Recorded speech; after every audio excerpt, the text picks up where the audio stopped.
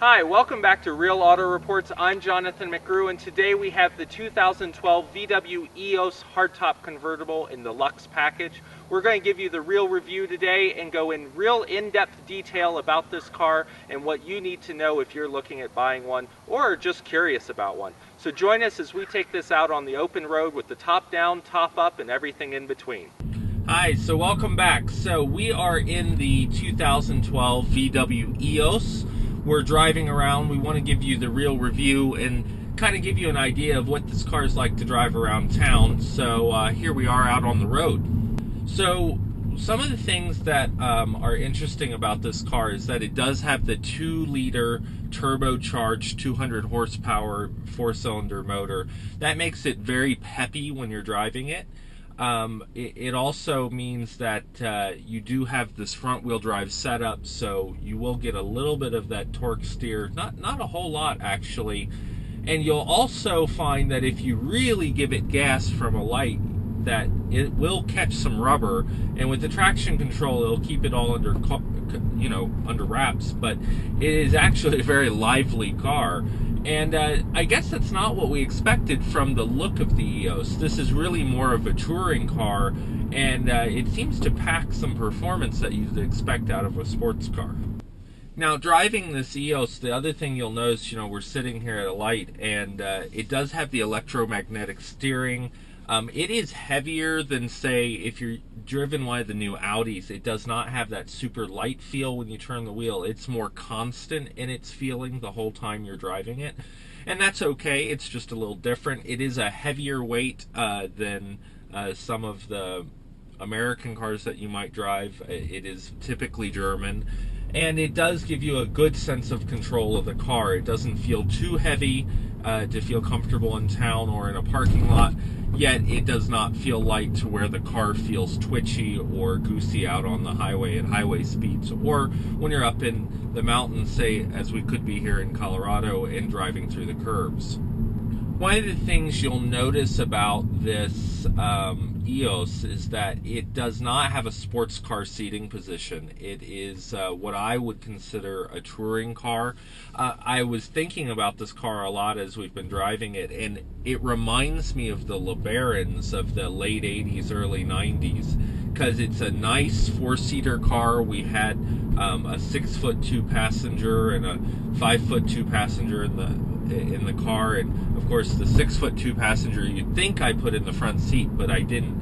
I put him in the back, and I put our 5'2" passenger in the front. And likewise, there was still enough room for the knees not to be touching the seat, and everyone to be comfortable.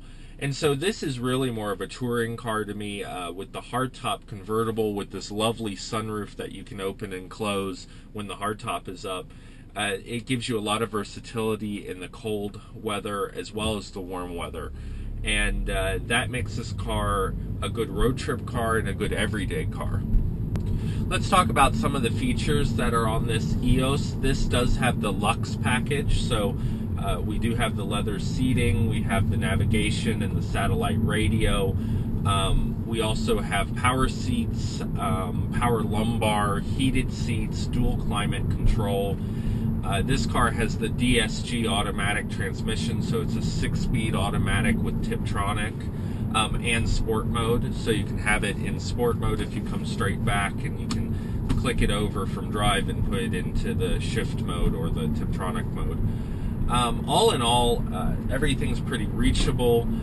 It does not have memory seats, which would be nice in a convertible, because typically more than one person in a household will drive it, especially if it's more of a second-hand car and not your primary sedan or SUV. But all in all, we like it. The Lux package doesn't come with the HID headlights, however. That is a separate package that you'll get in the upper package. This one costs about $38,300 and some.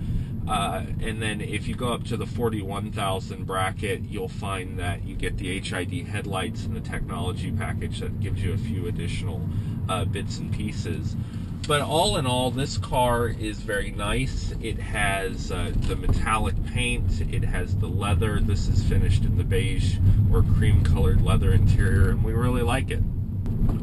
So some quick features we like about this car are the automatic top with it's a hardtop with the sunroof that you can see above me, so that'll open separately from actually putting the hardtop down. We also like the navigation and the appointments inside with the satellite radio. The nice two-tone interior in this car is a nice touch.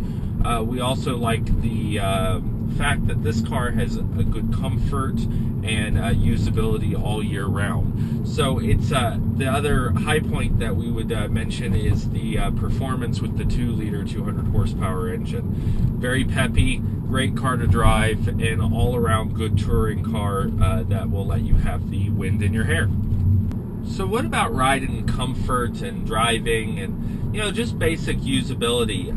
This car is actually pretty comfortable. We think it's more comfortable than we expected, being that it is a lower price point than some of the other German cars we've driven recently. Right around $38,000. It has nice bolsters in this car. The seat bottoms are fairly comfortable, not too hard. And we also like that it has the electronic adjustable lumbar, which for a lot of people is going to be a real plus. This car also has good leg room and headroom for those of us who are taller. So especially when it's two people in the car, you feel like you're pretty comfortable. Now, if you have people in the back seat, I'm 6 foot, somewhere in there, and it's going to be harder to get someone behind me in the back seat, but that's pretty standard in a convertible of this configuration. The thing that's really remarkable is how quiet this car is while you're driving it with the top up. Convertibles have that reputation for being noisier due to the soft top typically, but also in these hardtops they tend to rattle a fair bit, and this one is well put together. You know, on bumpy roads, you know, we're hitting some ruts and bumps here along these Denver streets, and it actually doesn't rattle much. The worst that you hear is probably the panel for the top that closes and opens to shut off the glass roof here. But otherwise, it's pretty quiet, and we found that a nice thing, especially when you have people in the car and you're out on the highway. It's nice to be able to have the top up and talk to them and feel like you're in a coupe. And then for those days that you need the sunlight and the wind in your hair, you drop the top, and you've got a really nice cruising convertible. So I've said a couple times that I don't think this is really a sports car, and a lot of that has to do with the layout of the interior and the seating position and just its general look and feel. It is a more slab side design, a more smooth design than a lot of your sports cars will be. It doesn't have a lot of the intricate details. If I were going to compare this to an American car right off the bat, it would be the Chrysler 200, because it has that similar, more subdued design. It feels like it's made for a more cruising or touring kind of application, yet it's still pretty pleasurable to drive. And this car is going to get you even decent mileage. I mean, this car in town and on the highway is going to be in the 20s and 30s, which is pretty impressive for a car that has the performance that this does. So that's the real review of the 2012 VW Eos with the Lux package. It is a hardtop convertible. It has 200 horsepower. It's about $38,000, and we really like how this car is an everyday convertible that you can use any time of year, whether you have the top up all the time and only put it down occasionally, or you have the top down all the time and begrudgingly put it up when the weather's not so nice. We really hope you enjoy our videos here at Real Auto Reports, and we hope you'll come back in the future and join us for future ones. Check out our YouTube page for our past videos, and of course for the upcoming videos that we'll post in the future. I'm Jonathan McGrew, and we'll see you soon.